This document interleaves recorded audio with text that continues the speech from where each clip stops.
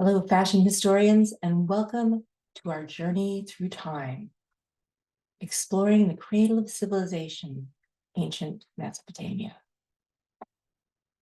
Nestled between the mighty Tigris and Euphrates rivers, this land of innovation and wonder was the birthplace of some of humanity's greatest achievements, and indeed, civilization as we know it, cities, organized society, started in several different places at about the same time. Ancient Mesopotamia, between the Tigris and Euphrates rivers, was one of those. The land between the Tigris and Euphrates was challenging as it was dry and not terribly suited to farming, but it was fertile as a result of the rivers that overflowed their banks and on a regular basis, bringing rich organic material into the ground. In addition, these two major rivers were lifelines in the desert, providing water for drinking, agriculture, and transportation, and fostering the growth of a rich civilization that spanned many cities in the area. The society of ancient Mesopotamia was dynamic and complex. The Mesopotamians were pioneers in many fields, including mathematics, which they discovered, astronomy, but most notably and most importantly, writing. Cuneiform writing, which was made by pressing a stick into wet clay, became a medium for first recording transactions and events, but eventually for that most important human attribute, storytelling. Mesopotamian look was distinctive. Men and women adorned themselves with jewelry and makeup, which signified status and beauty. Hairstyles were elaborate, men sporting long, braided and perfumed beards, and women elaborate braided hair. Particularly in some cultures, like the Assyrian, a very masculine and warlike look was predominant for men.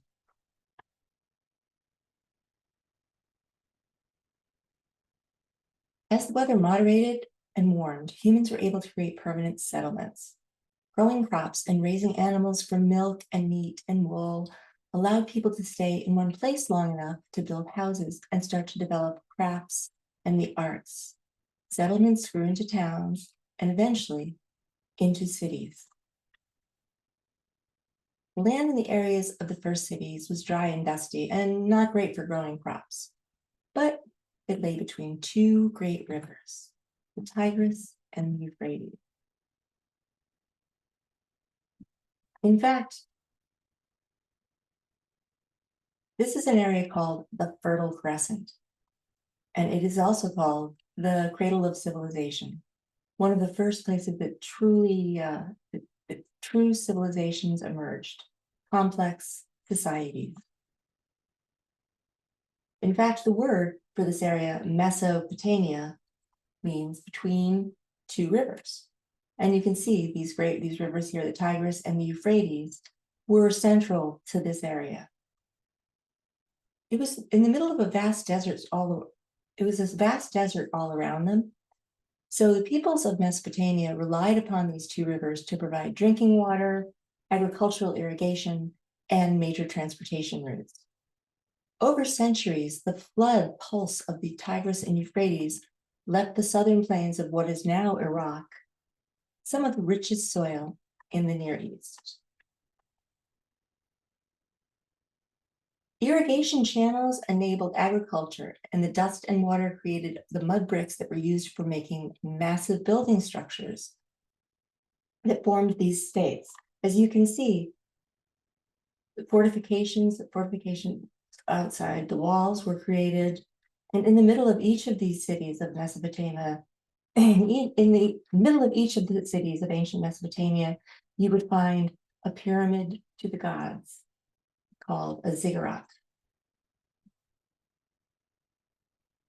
When you hear about these cities, Sumer, Babylon, Assyria, they may sound familiar to you because these are the civilizations that are discussed in the Old Testament of the Christian Bible.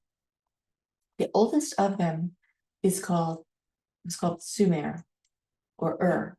And from that came the civilizations in order of Acadia, Assyria, and Babylon. These states existed simultaneously and spent most of their time fighting each other for territory and land and slaves. But all three were vibrant civilizations. That there's ancient Sumer, ancient Acadia,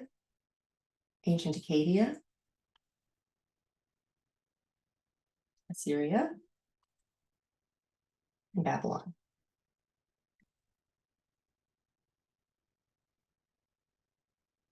They were in almost a constant state of war upon each other.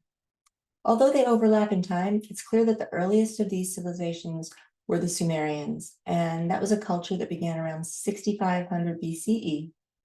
Its influence is still felt to this day.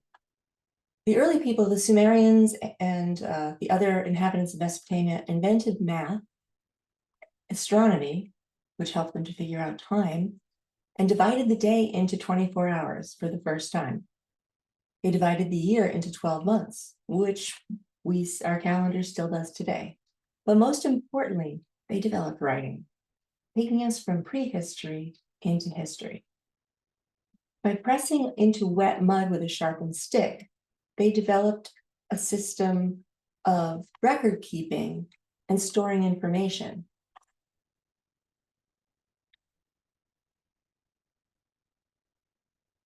Although at first this cuneiform writing was used mostly for business, keeping track of trades and transactions, all about goats and wheat, and as American playwright Thornton Wilder once joked.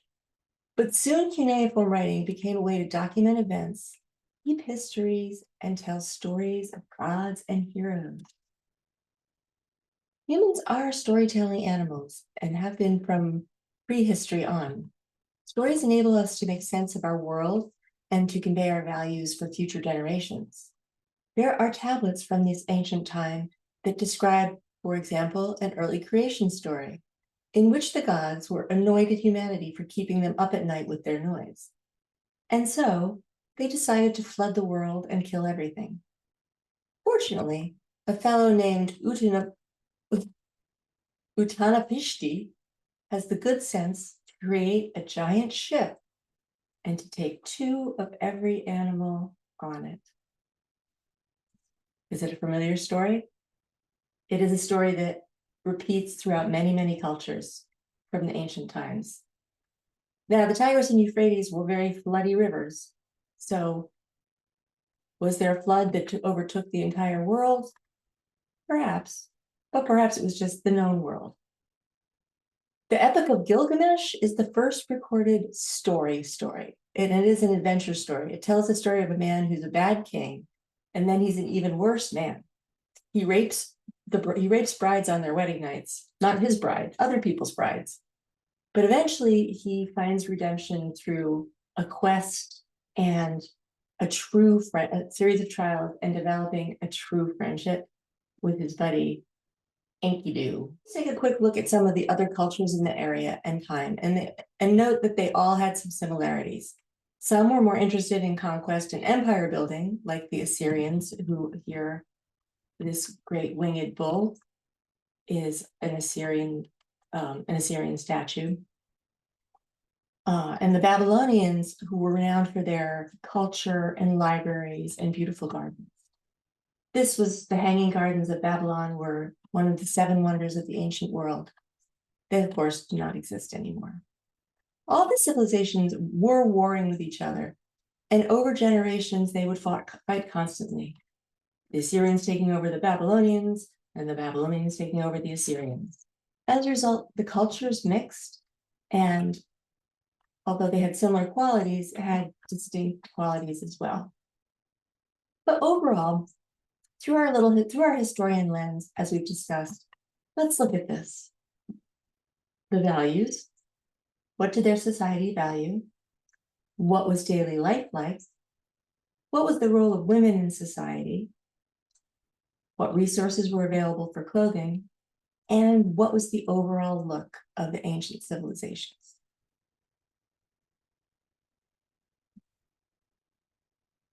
Well, despite valuing conquest, the Babylonian king you see here, King Hammurabi, is notable for being the first human to lay out a series of recorded laws. Now, we can glimpse a little bit through those laws of what was important to a Mesopotamian. Hammurabi's code of law reflects the values and beliefs of the society. It was a very ordered civilization, so laws were important and rules were important, and it's important that society function as it should. The values reflected in these laws have to do with worshiping the gods properly, integrity of work, respect for social status. We might regard them as harsh in these modern times. And if you've ever heard the phrase, an eye for an eye and a tooth for a tooth, that came from Hammurabi's laws. Daily life in Mesopotamia was a very class-based society. It was divided into a tiny upper class that was made of kings and other wealthy aristocrats, priests and scribes, a middle class that was made up of craftspeople and merchants, and a lower class that was made up of everybody else. The upper class lived a pretty cushy life, as you can imagine. The king had absolutely no restrictions on what he could and couldn't do. He could demand taxes as he pleased. The middle class made a decent living if they worked hard, and there was mobility in society. So a middle class person could eventually become an upper class person. Even the lower classes and the slaves could eventually work their way into middle class with enough hard work and dedication. The wealthier people lived closer to the center of town in the higher buildings, and the poorer people lived closer to the edges of town in the lower buildings. Slavery was quite common throughout the period, although it was not based on any kind of racial status, but was based on conquest. So one of the many reasons you might go to war against a neighboring city was so that you could, anyone you captured, you could then enslave.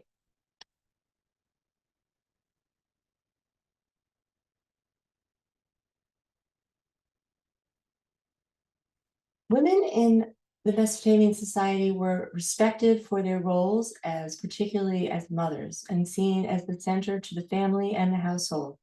In the household, they were respected and honored by their husbands. In Mesopotamian society, women actually could have careers and jobs outside of the home as well. Many of them were small business owners. There's a story of a famous woman who was a brewer, and women could join the priesthood, which would put them at the very height of society.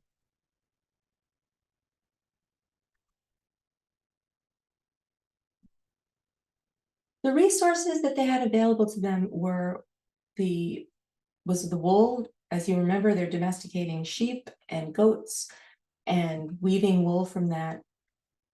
The linen, which is a plant that grows along the edges of the river, which you'll see more of in Egypt, and plenty of gold and furs. In fact, they loved their decoration. It's difficult to piece together the look of such a long time ago because we don't really have photographs and we don't have pictures. We have scraps of fabric and some existing artifacts. We have art like painting or sculpture, and we have accounts according to our new cuneiform writing that describe the clothes. So we can see some aspects of it, of the look, pretty clearly.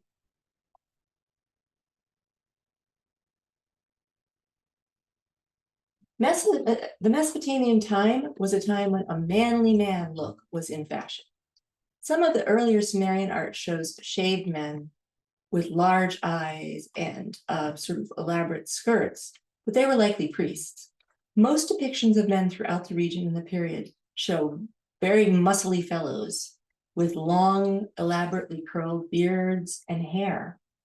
The beards were an extension of their manhood, and so you would never cut your hair as a Mesopotamian man. You would grow it, you would add to it, and it was also, as you can see, curled, braided, beaded, and perfumed.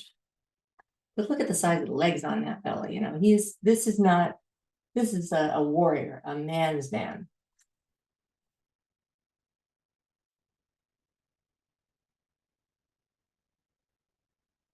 Whether you were man or woman, the basic setup of your clothing was a tunic, which is this long, simple garment, and a mantle, which is like, it was actually, the lady here is wearing a mantle, which essentially is just a cloak wrapped around you. This man is wearing a sort of vest-like mantle, but this combination of tunic and mantle were pretty much the shirt, t-shirt, and jeans of ancient Mesopotamia. However, the amount of decoration is extreme. The undergarments were a close-fitted tunic with short.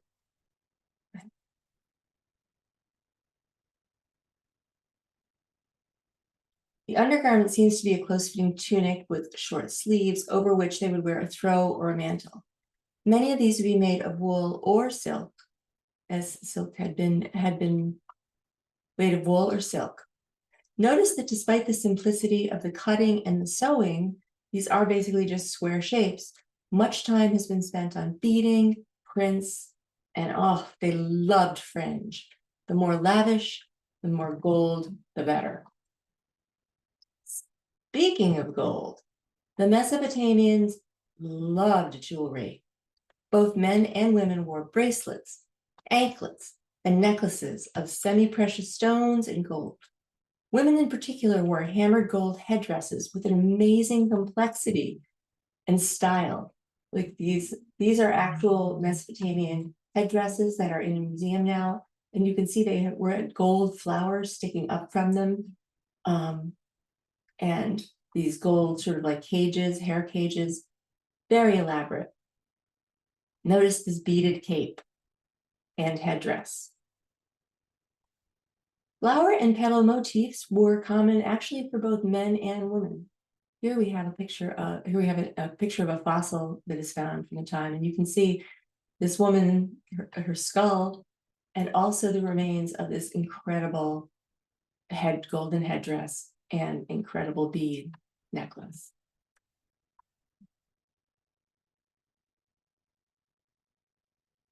Mesopotamians, just like people today, were concerned with their physical appearance. Their clothes were normally made of sheepskin or wool, because that was the most common fabric. The men wore long tunics and skirts, and the women wore even longer dresses. So you can see that pants were not invented, were not a thing for either men or women at the time. They liked to dye their clothes bright colors using pigment that was naturally available to them. And the upper classes, in addition to sewing gold and precious stones, would sew glass beads onto their garments using fine gold and silver thread to make it more attractive. You can see by this gentleman and this lady here that they were not afraid of decoration. In fact, this was a maximalist culture to the max.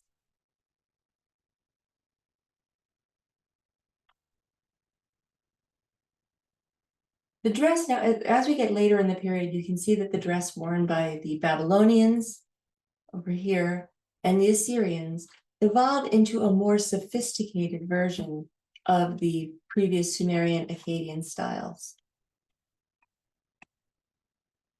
So you can see that we have again the tunic and the mantle. There was a knee-length version, which would have a rounded neck and sometimes a square or cutaway neck. Belts, big broad belts, held the shawl in position and also provided a place to keep your sword. There were plenty of motifs embroidered onto the garments, and again, you see this elaborate fringe, fringe, fringe.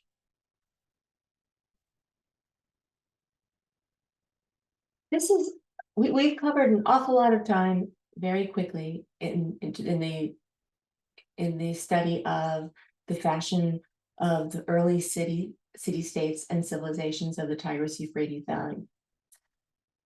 As I said, there were other places where civilization had emerged at the time.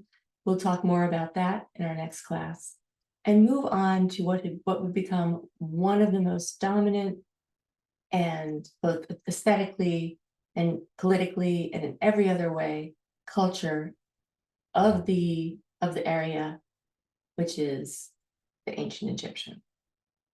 Until then, I will see you soon, historians.